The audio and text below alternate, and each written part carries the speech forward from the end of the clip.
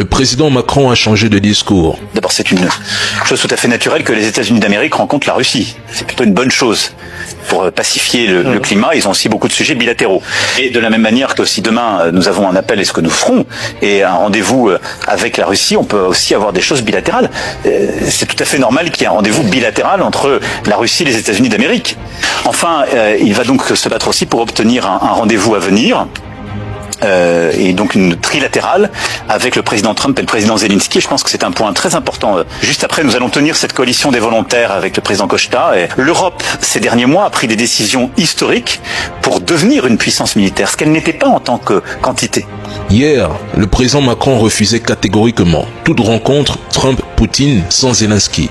Aujourd'hui, il accepte et espère simplement que Zelensky sera convié à une autre réunion incroyable.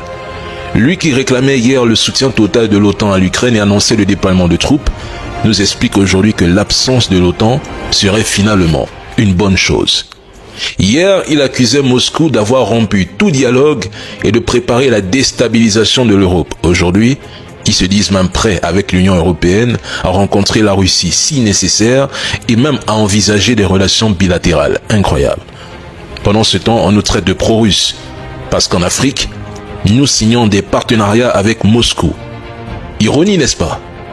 La guerre ravage le continent européen, mais l'Europe n'hérite que du rôle symbolique de coalition volontaire, tandis que les véritables décisions se prennent entre Washington et Moscou. Et quand nous affirmons ici que l'Europe est soumise, inféodée, dépendante et privée de toute souveraineté, leurs agents numériques se ruent pour nous attaquer. Il ose affirmer que l'Europe a pris des décisions historiques pour devenir une puissance militaire. Lesquelles? Acheter encore plus d'armes aux États-Unis, gonfler sa contribution au budget de l'OTAN, signer des accords déséquilibrés qui lient un peu plus votre continent à Washington. Lesquelles?